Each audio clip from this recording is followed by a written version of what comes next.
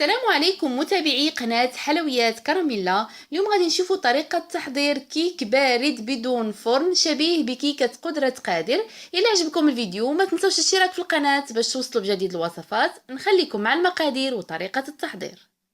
غادي نحتاج لطبقة الكراميل 140 غرام من السكر الخشن أو السكر حبيبات ما يعادل كأس شاي عنبة، وعندي ملعقة كبيرة من الماء.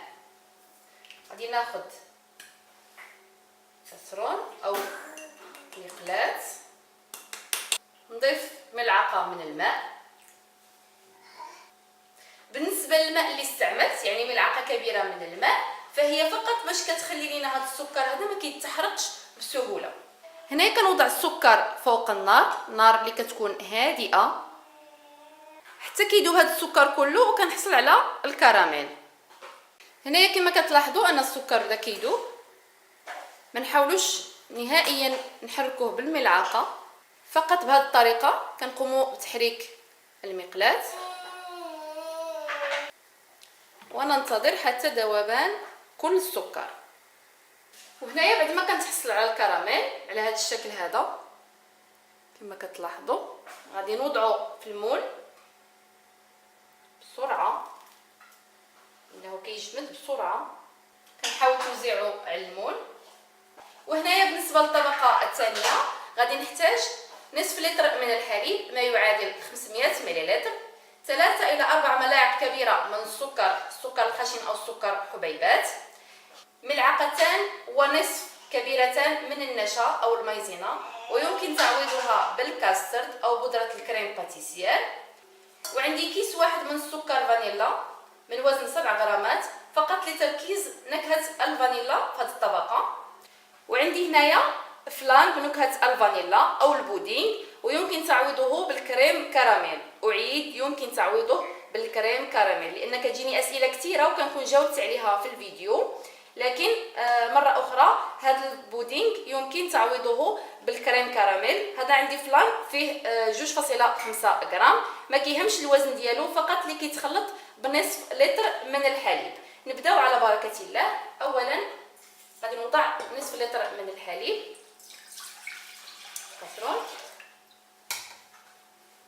السكر حبيبات، النشا او المايزينا ويمكن تعوضوها بالكاسترد، نضيف سكر فانيلا والبودينغ او الفلان او الكريم كراميل.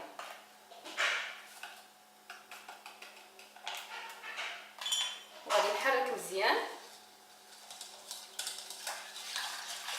وغادي نوضع هذا الكاسرون هذا فوق نار متوسطه مع التحريك جيدا حتى الحصول على كريمه ثقيله. وهنايا بعد التحريك المستمر كنتحصلوا على هذه الكريمه عاقده على هذا الشكل هذا، وغادي نوضعها فوق طبقه الكراميل. غادي نوضع الكريمه اللي تحصلت عليها فوق طبقه الكراميل وبسرعه لان دغيا كتجمد. ملاحظه فقط المول عندي فيه 23 سنتيم في القطر ديالو، وغادي نخلي هذا المول هذا حتى نخفض درجه الحراره ديالو وندخلو للثلاجه مده نصف ساعه. بعد تماسك طبقه الفانيلا غادي نحضروا طبقه الشوكولا. غادي نحتاج نصف لتر من ماء عادي ما يعادل 500 ملل، 3 إلى 4 ملاعق كبيره من السكر الخشن او السكر حبيبات، ملعقتان كبيرتان ونصف ممتلئتان جيدا يعني 2 المعالق كبار ونص من النشا او المايزينا، ويمكن تعويضها بالكاسترد او بالبودره الكريم باتيسير. وعندي 60 غرام من الحليب المجفف. هذا الكيس هذا فيه 60 غرام. غادي نحتاج ملعقه كبيره من بودره الكاكاو، هنا الكاكاو المر. وعندي ظرفان من فلان بنكهه الشوكولا، فلان اللي هو البودينغ، ويمكن تعويضه بالكريم كراميل. اعيد يمكن تعويضه بالكريم كراميل. هذا الفلون هذا الوزن ديالو 6 غرامات في كل كيس. المهم اللي كيتخلط بنصف لتر من الحليب غادي نستعملوا 2 ديال الاظرفه. غادي نبداو على بركه الله تحضير الطبقه الثالثه. غادي ناخذ كاسرون نوضع فيه الماء، نصف لتر من الماء او 500 ملل، النشا هنا عندي سكر حبيبات، ملعقه كبيره من كاكاو المور، فلان او البودينغ، نكهه الشوكولا، ويمكن تعويضه بالكريم كراميل والحليب المجفف.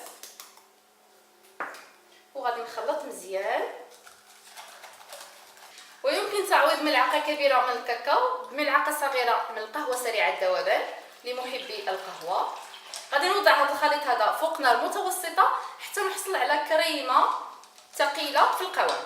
طبقه الفانيلا بعد ما كنخرجوها من الثلاجه طبقه متماسكه، وهنايا بعد التحريك المستمر كنتحصلوا على هذه الكريمه على هذا الشكل هذا. غادي نطفي البوطه وغادي نوضعها فوق طبقه الفانيلا. غادي نوضع طبقه الشوكولا. ضروري نكونوا سرعه في هذه العمليه لان هذه الطبقه دغيا كتجمد. حاولوا نوزعوا الطبقه وغادي نخليها حتى كتنخفض درجه الحراره ديالها، وغادي ندخلها للثلاجه مده 3 إلى 4 ساعات. وهنايا بعد مرور 3 ساعات على الكيك في الثلاجه، دابا غادي نحاول ناخذ موس وغادي نحاول تمرير هاد السكين في الجوانب.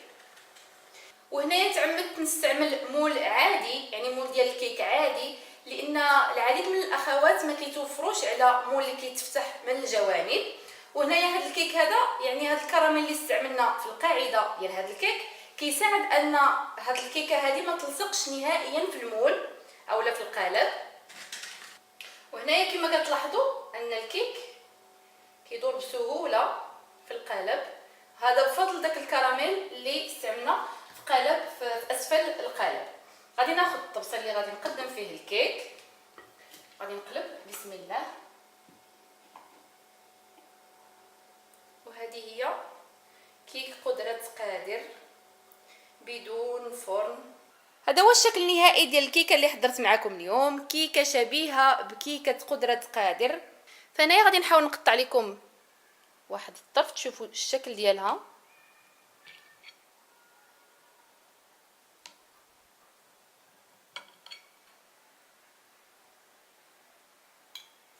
وهذا هو شكلها من الداخل، كنتحصلوا على طبقات متماسكه وكتجي لذيذه بالكراميل اللي حضرنا. الا عجبتكم الوصفه ديالي ديال اليوم ما تنساوش الاشتراك في القناه باش توصلوا بجديد الوصفات. نتلاقاو في وصفه اخرى ان شاء الله، والسلام عليكم.